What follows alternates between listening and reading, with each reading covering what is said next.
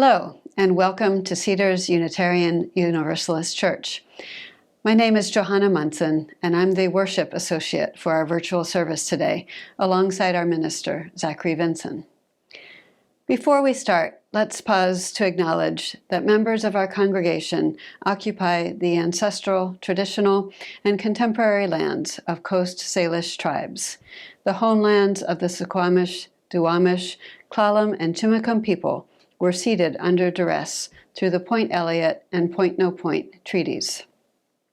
We are grateful guests on these lands and affirm Indigenous sovereignty, both past and present. This acknowledgement does not substitute for the need to build authentic relationships with modern-day members of these tribes and to learn about their living culture and history. Our faith community is sustained by the generosity of our members. Your contribution will nourish the spiritual growth of our community through weekly worship and ongoing programs that cultivate connection, belonging, sharing, and caring. Included in the video description and displayed on the screen is information to make a contribution to Cedars through our PayPal account. Please take time either now or later in the service to make a contribution to help sustain Cedars. Your gifts are greatly appreciated. Cedars is committed to being a welcoming and inclusive community. In all the beauty of languages, cultures, and skin tones that come together in your uniqueness, we welcome you. In all the ways you experience and express gender, and in the beauty of whom and how you love, we welcome you. With all the religious and ethical traditions that inform your spiritual life, we welcome you. You are invited to join us today and always with an open mind, a loving heart, and willing hands.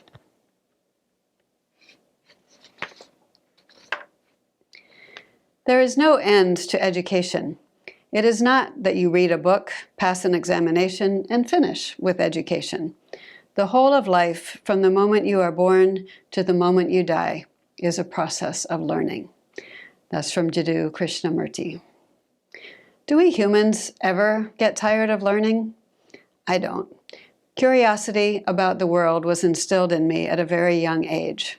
Growing up in Florida, I could be outside pretty much all year round, exploring nature, and I took great advantage of that.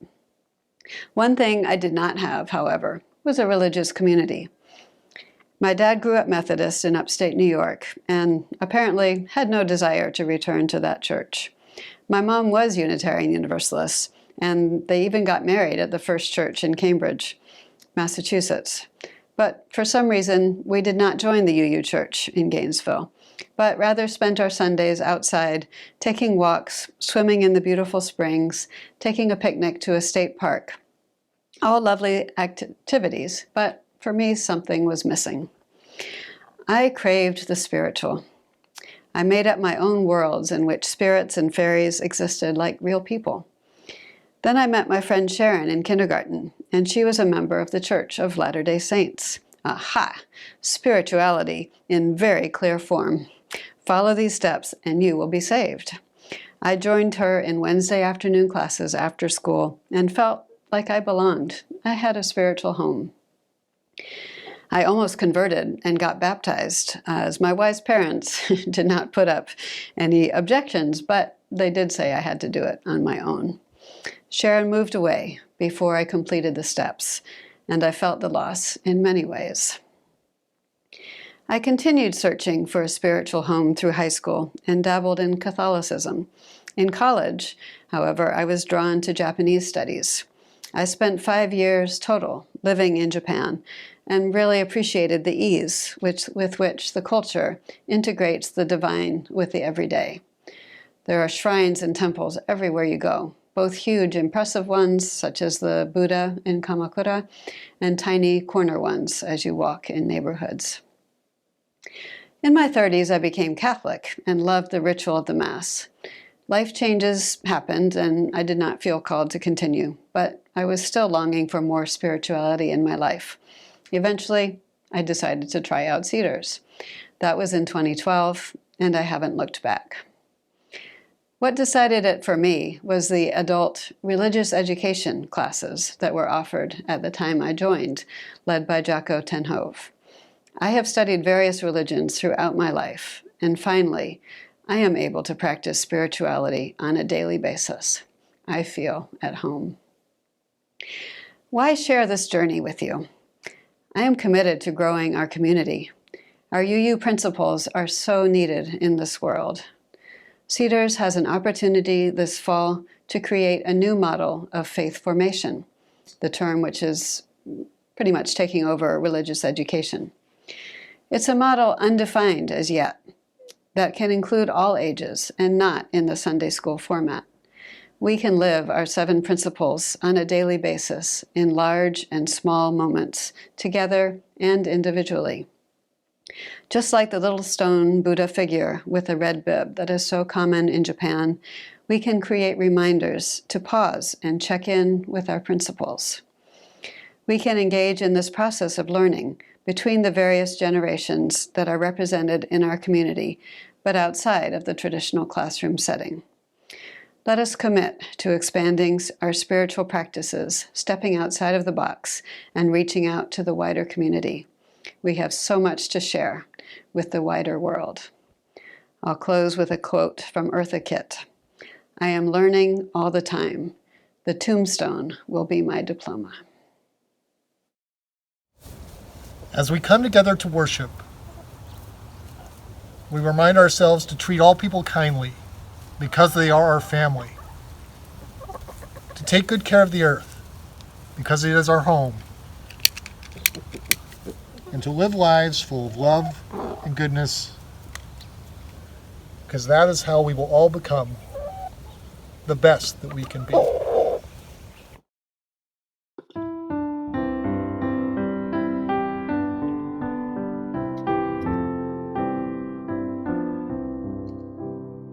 We are gathered in the Spirit, our bodies are apart, filled with joy and touched with wonder, separate hands but mingled hearts, giving thanks and singing praises for the love that calls us on from our many different places.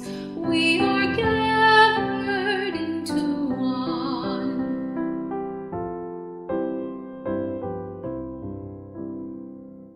We are gathered in our sorrow.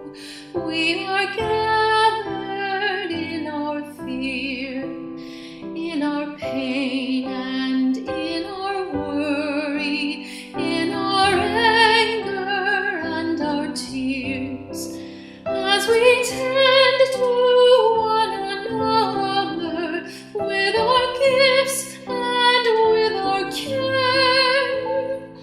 Our community is strengthened through the faith and hope we share. We are gathered in commitment to a planet that is home. Works of justice, acts of kindness, bless the world and heal our souls. As our voices join together, may our song of peace resound. May we offer in abundance all the grace that we have found.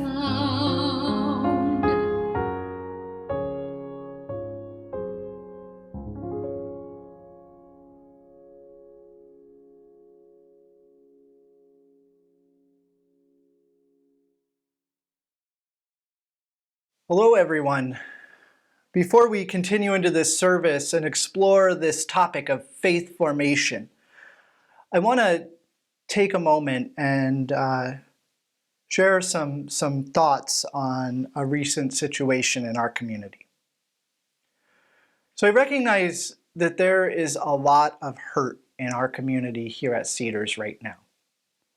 specifically the pain over the resignation of beloved music director Chris Smello. And I want you to know that I hear your pain. I say this not in an attempt to defend the actions I took in this situation, or somehow to try to move you all through the emotions that you are feeling.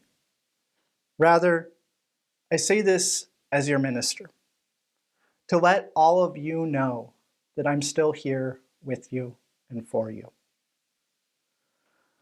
Francis David, the individual credited with founding Unitarianism, is often quoted as saying, "We need not think alike to love alike." I believe that as many different people as are connected to Cedars, there are just as many ways of how this situation could have been handled. Each of us in our lives has had to learn to trust our own intellectual faculties and opinions to navigate the world. I did my best as I understood it and apologize for the pain that this situation has caused all of you and our community. I hope that together we will be able to navigate this hurt. I also recognize that this is going to take time. All healing takes time. But I will continue to be here with you as your minister as we continue to navigate and heal this wound together. With that, I invite you to join me as we come into this space of worship. Come, let us worship together.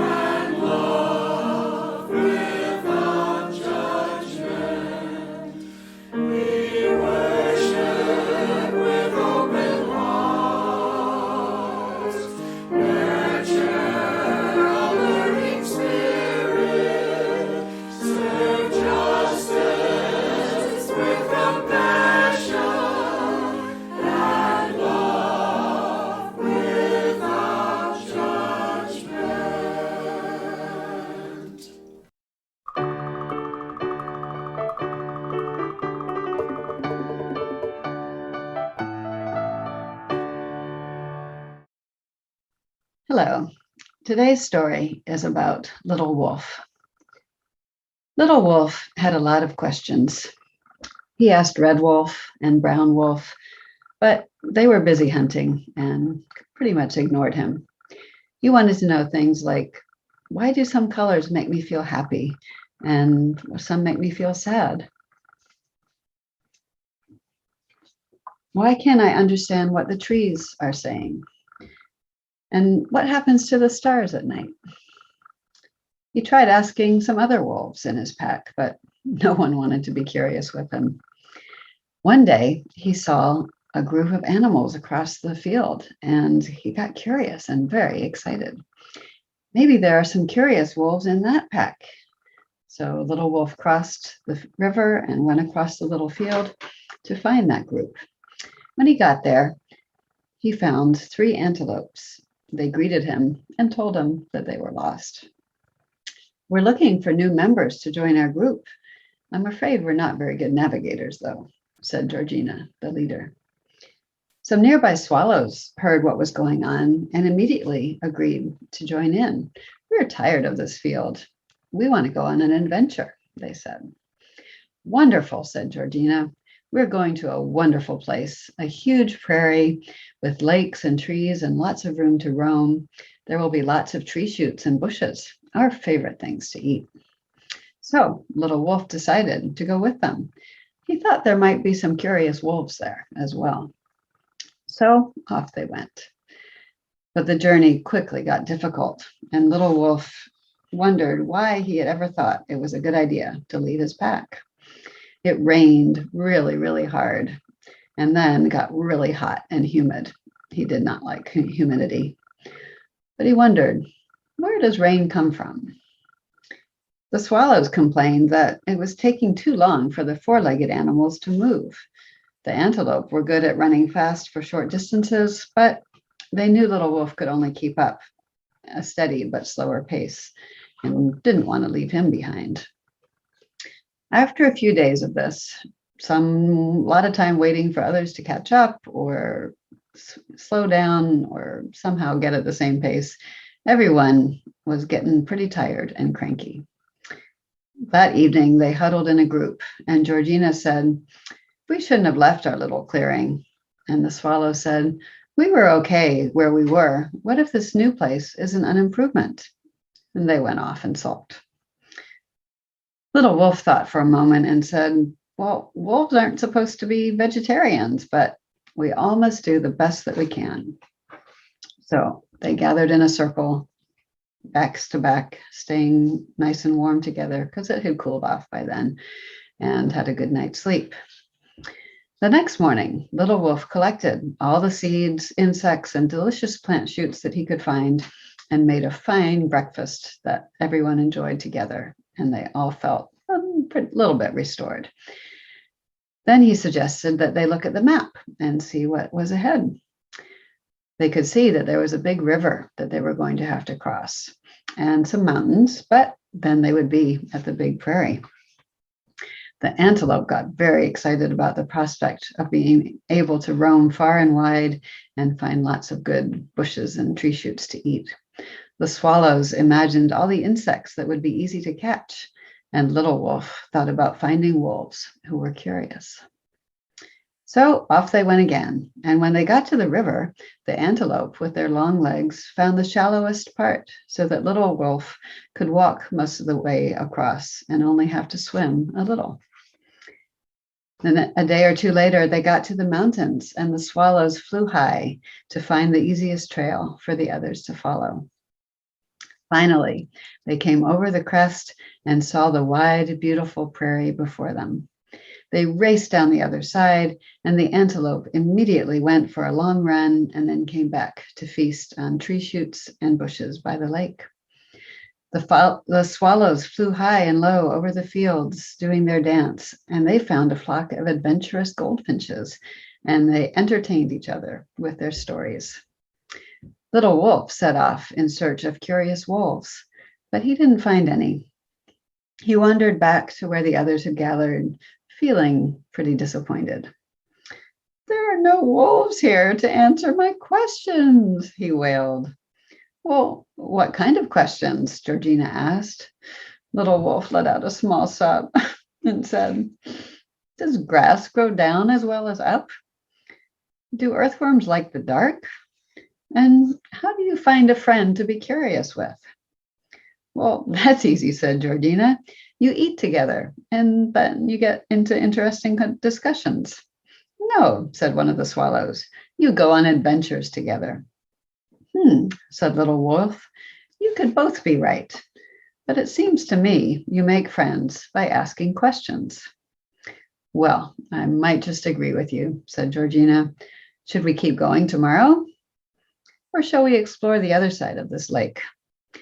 A swallow asked, "Is this enough adventure, or shall we plan another?" Little Wolf wondered, is it better to plan things out ahead of time or be surprised? So many questions, so many friends to make, so many adventures to share. And that is my story.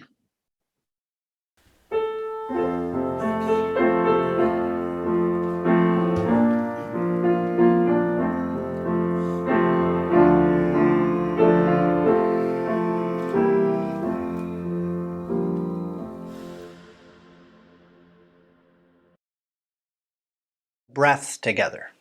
A deep breath in and out. Let yourself settle into this moment to feel that connection that binds us together in the interconnected web of life, the bonds that keep us connected despite the space between us. Breathe.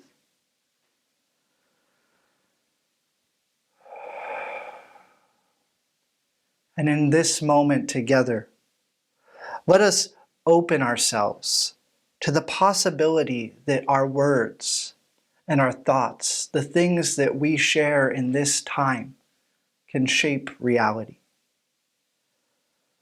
Let us open ourselves to this possibility, to the possibility that we are co-creators of the future that is before us. And in opening ourselves to this possibility, let us offer these words to those in need of them. For the people in our community who find themselves in the midst of loss, may they know what it is like to be at ease.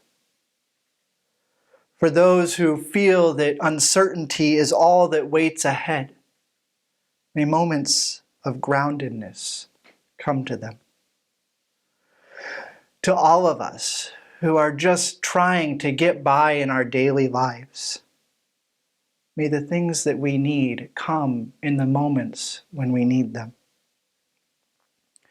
For everyone who lives in fear of COVID-19, for everyone whose health has been impacted by the virus, for all of those who have yet to be able to receive vaccines, for those who refuse to be vaccinated, for the people around the globe in need of peace, specifically those in Afghanistan, as the U.S. withdraws their presence in the region,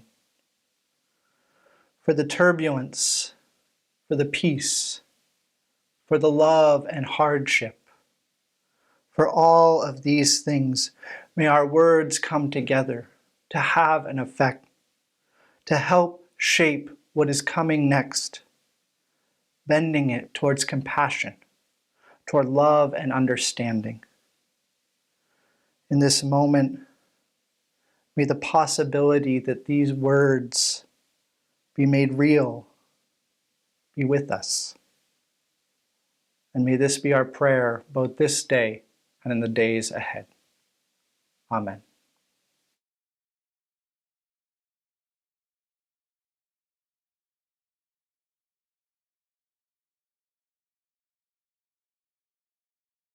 For each child that's born, a morning star rises and sings to the universe who we are. For each child that's born, a morning star rises and sings to the universe who we are. Oh, for each child that's born, a morning star rises and sings to the universe who we are. Oh, for each child that's born, a morning star rises and sings to the universe who we are. We are our grandmother's prayers, and we are our grandfather's dreamings, and we are the breath of our ancestors. We are the Spirit of God. We are mothers of courage, fathers of time, daughters of dust, and the sons of great visions. We're sisters of mercy, brothers of love, lovers of life, and the builders of nations. We're seekers of truth, keepers of faith, makers of peace, and the wisdom of ages. We are our grandmother's prayers. We are our grandfather's dreamings, and we are the breath of our ancestors. We are the Spirit of God. We are mothers of courage, fathers of time, daughters of dust, and the sons of great visions. We're sisters of mercy, brothers of love, lovers of life, and the builders of nations. We're seekers of truth and keepers of faith. We are makers of peace and the wisdom of ages. We are our our grandmother's prayers. We are our grandfather's dreamings, and we are the breath of our ancestors. We are the Spirit of God. We are our grandmother's prayers, and we are our grandfather's dreamings. We are the breath of our ancestors. We are the Spirit of God. For each child that's born, a morning star rises and sings to the universe who we are. For each child that's born, a morning star rises and sings to the universe who we are. We are one.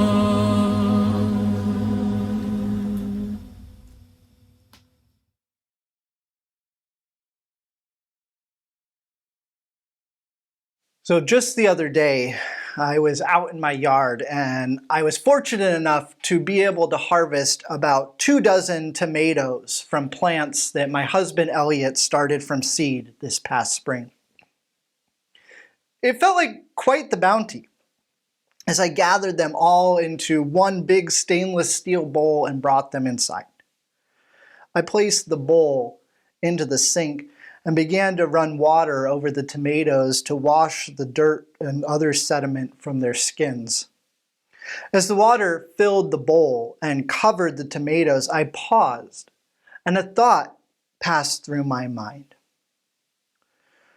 Growing tomatoes isn't all about the day that you plant them and the day that you harvest them.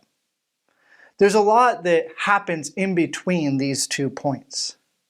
Sure, the tomatoes won't grow in the first place if you don't plant them, and to not harvest the fruit once it's ripe would seem like a waste.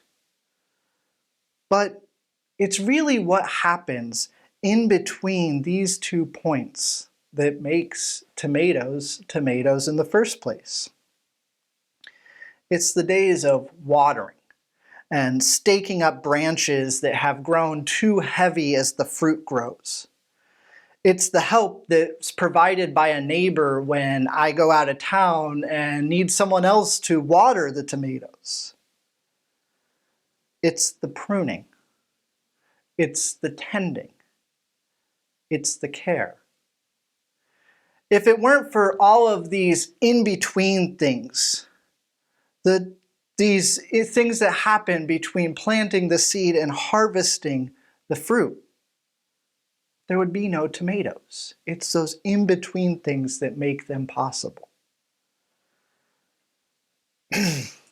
This way of thinking about tomatoes and their life feels similar to me as the distinction that is made when we choose to use the term faith formation rather than religious education.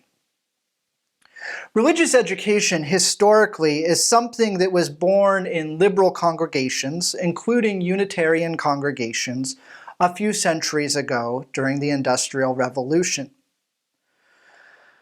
It was during this period that a need became clear within society, and Sunday schools were formed in response to that need.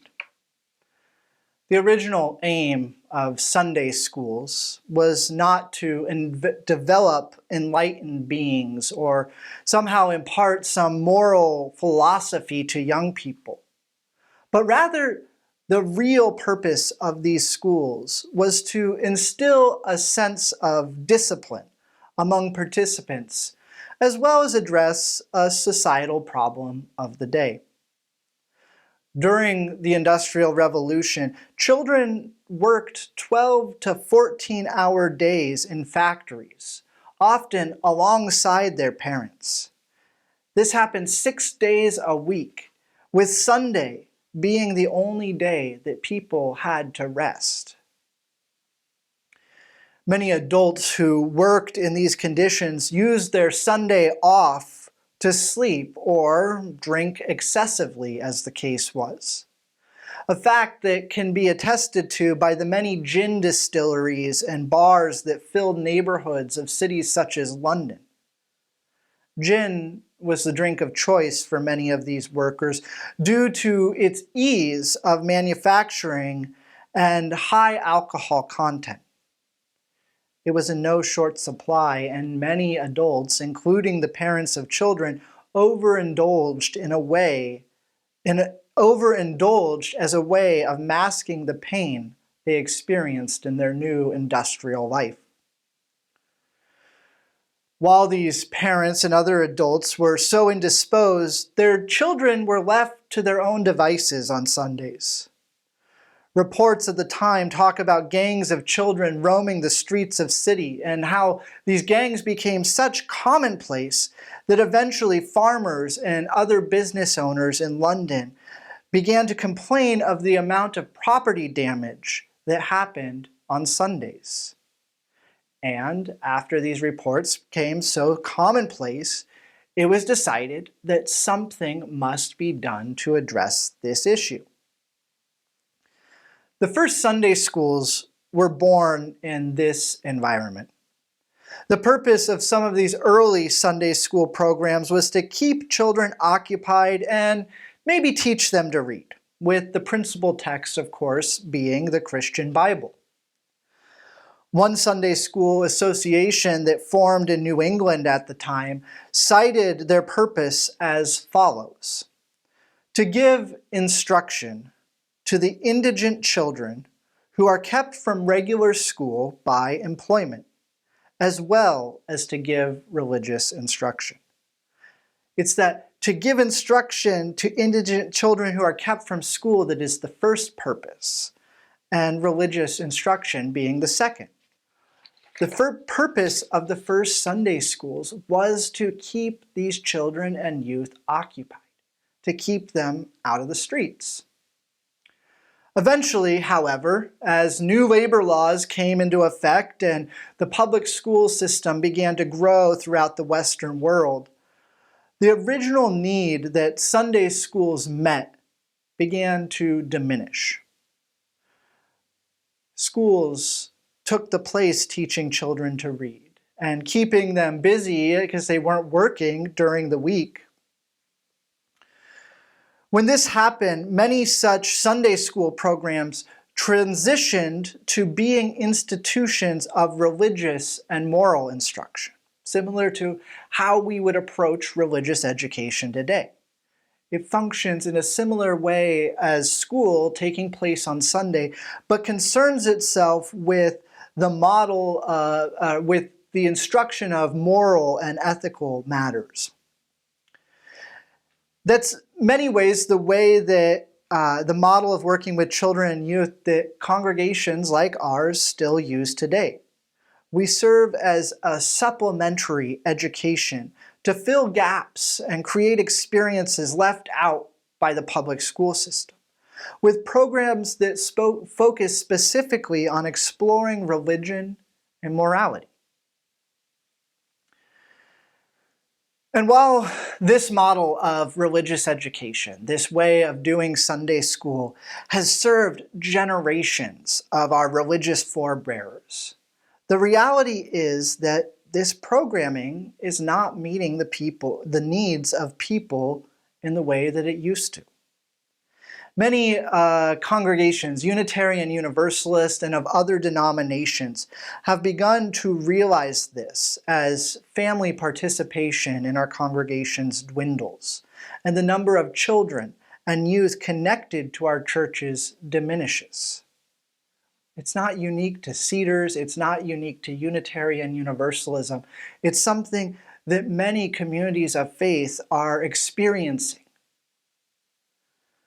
Thinking back to how the origin of Sunday school was about meeting a specific need in time, I'm left to wonder one of two things about the decline in Sunday school attendance we are experiencing today.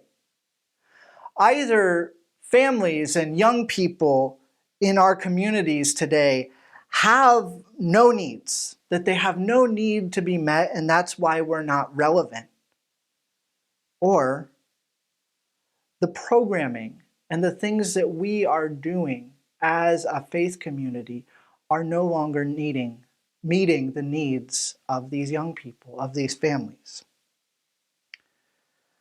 I think after just about any conversation that you or I could have with a parent or a young person in our lives or just in the community, we'll quickly deny the first possibility. We'll deny that parents, families, children have no needs in this day and age. Families have a lot of need. Parents need support in navigating the complexities of the digital age with their children. How do we engage in these new forms of communication? What's appropriate? What level of access? All of these questions that have changed since many of us were young. Beyond that, there's the need for supporting parents and families who are juggling careers as well as home lives that include extracurricular activities, and how you find a balance in all of that. There's also the needs of young people who are trying to find a way to create meaning, to create community, to affect a change in a world that presents a lot of existential dread. When we think about what's happening with our climate, when we think about what's happening just in terms of the economic disparity that continues to grow in the world, and what people who are in school, who are growing up now, will have to face down the road. The reality is that these people who are in our communities, these families, these children, have needs. Which leads me to think that maybe the second possibility is the one that is worth exploring. I think we need to take a moment to recognize that the needs of people today, the needs of young people and families who are growing up today, are different than those of a generation ago. Just as the needs of a generation ago were different from the needs of the generation before. And in recognizing this, start thinking about what needs to change. What about our current way of structuring programming needs to change to help us begin to meet, to assess those needs, to fulfill a relevant function in people's lives. It's this question of shifting our programming and trying to understand what the needs of the community are, of the people are, that has led many religious professionals to shift from the model of religious education, the Sunday school model as we have come to know it. And these professionals have encouraged us to instead start thinking about the work we do as faith formation, to shift from religious education to faith formation. So what does that mean? The idea of faith formation was something when I first arrived here at Cedars that we began talking about in 2019. And when I arrived, it was shortly after the resignation of Jennifer Conway, the director of religious education. And there was a clear message from the congregation through the congregational survey that people felt our current model of doing religious education was not working. We had witnessed as attendance had dwindled. We witnessed as fewer and fewer volunteers felt really called to be part of this programming.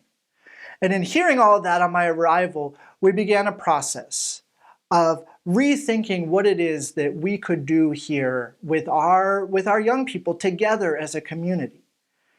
And so a group of us met in 2019, and we began thinking about what changes needed to be made. And as part of that, what sort of person, what qualities in our next employee we were hoping to find.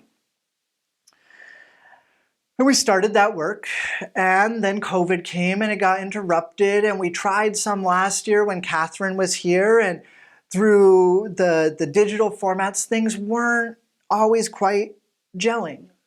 But that's the thing, is we've continued to try. And really, I think faith formation is an idea that encourages us to try new things. It's about throwing the spaghetti at the wall and seeing what sticks. What needs are unique to our community, and what talents and passions can we bring in line with those needs? The idea of faith formation is one that encourages us to get beyond Sunday morning and to see that the work that we do as an all-week, all-community endeavor. It's not about just sending the kids over there or letting the youth go to some overnight trip while we all enjoy Sunday morning. It's about deepening our relationships together. It's about working as a community to equip our parents with the support and the resources that they need to navigate the complexities of the world today. Even if we've never navigated them ourselves, it's about being there to support them, to encourage them, to create opportunities to experience what it is like to be a Unitarian Universalist in our daily lives. What is it like to be a UU on Monday and Tuesday and Wednesday and Thursday and throughout the rest of the week? It's not about fostering that same top-down system in which knowledge is imparted from a teacher down to a student, but rather about us creating a container in which we can all come together and learn from each other. It's about paying attention to the in-between times and recognizing that what happens in our daily lives is just as important as what happens on Sunday morning.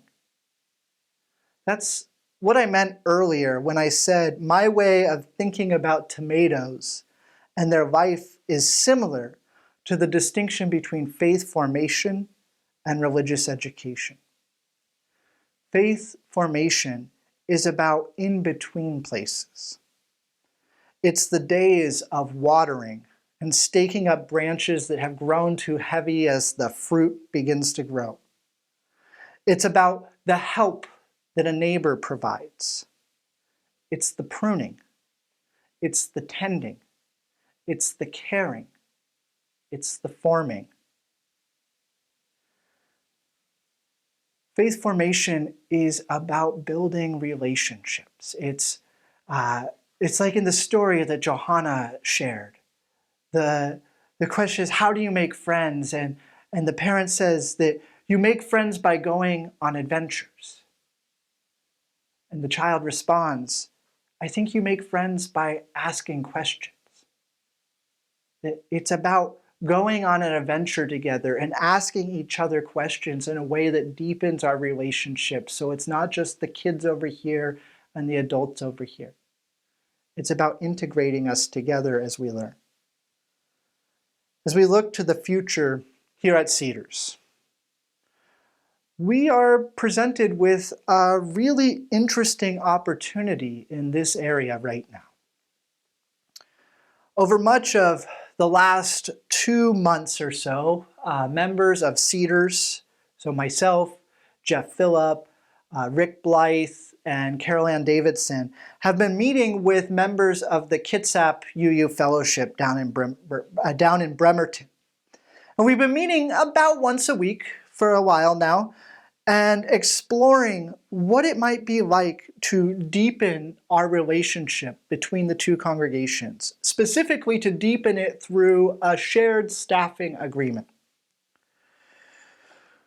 Both of our congregations have recognized that we are in a similar place as many other congregations in the world. That the programming that we are offering isn't drawing people in the way that it maybe did a generation ago. And from that, we are forced to sort of wonder, is it because we are not meeting the needs of the people in our community? And from that wondering, to begin to ask, what do we do with it? And recognize that we are better together. And that one of us is probably not going to find the answer on our own, but if we could come together in a way and be creative, what would come of that? From this recognition, we've begun to wonder what it would be like to explore new possibilities together. What could come of that, this new arrangement to go on an adventure and ask questions? What could be achieved if Cedars and KUUF came together and combined our resources and our effort towards a common purpose? Who would we be able to attract in terms of a qualified candidate if we were able to offer one full-time position as opposed to two part-time positions? How many more interested people would really want to come and help us do this work if we could do that? What would it be like to have a unified UU presence doing this work here in Kitsap County, providing opportunities for us to go on field trips together, to do service projects together, to build something new and exciting that people want to be a part of together because it meets a specific need in our community. It's pretty exciting. There's a lot of possibility in this moment, in these conversations. And I hope that you'll choose to take part in this, that you'll choose to engage with this excitement, engage with this wonder, and join in the work. Right now, I know we're working to get the Faith Formation Committee up and going again. Recently, Carrie Schmidt has agreed to chair the committee, but we're looking for more people to help us to start to do this, to do something exciting that brings us together and hopefully is also fun. Hopefully is fun and gets us trying new things, growing together. We have no idea what the answers to any of these questions or the outcomes of any of these wonderings is going to be. But given where we are, these questions and wonderings seem to be pointing in an exciting direction. Even as the conversations have been unfolding between members of Cedars and the Kitsap Fellowship, there's been an electricity in the meetings as new ideas come forth, and it feels exciting. I think people want to be part of something that is relevant, that's exciting, that's fun and meaningful. And I think that's what this moment provides us an opportunity to build together. The people who came before us saw it as a worthwhile endeavor to build a liberal faith like ours. They worked, they dreamed, they planned, they thought, they funded to make possible what we do here at Cedars today. This is our chance to plant the seeds, like those tomato seeds, to plant those seeds and to begin the work of tending, to stake up the branches, to water the plants, to ask for help from our neighbors when we need it, and trust that if we do this, if we pay attention to this in-between time, the fruit will follow, and there will be reward for our labor. The future of faith formation is exciting. But in order for any of this future to come into being, we need you. We need you to be a part of it and to help shape and build the relationships that will make what we're doing work. To the glory of life. We are building a new way. We are building a new way. We are building a new way, feeling stronger every day. We are building a new way. We can feed our every need. Every need. We can feed our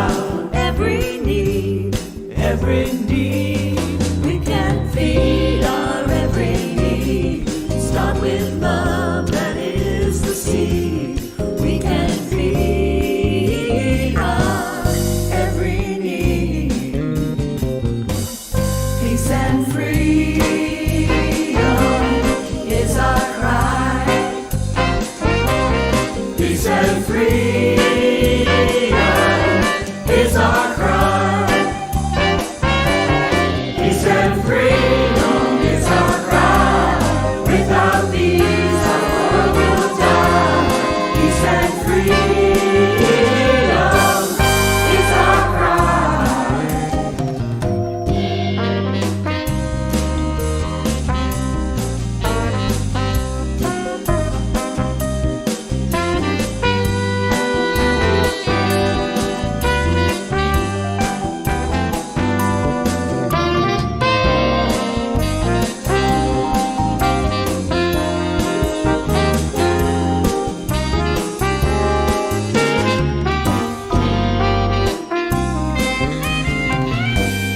We are building a new way. We are building a new way. We are building a new way. Feeling stronger every day. We are building a new way. A new way. A new way. A new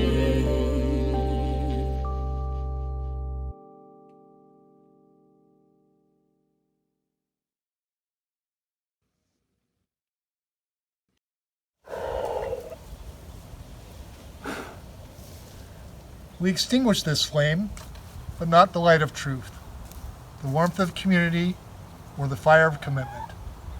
These we carry in our hearts until we are together again.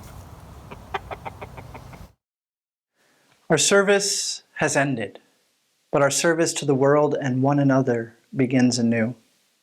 As we go forth, may we carry these seeds of questions and wonderings with us. May we begin tending to them, letting them form into that future that awaits us. May it be so.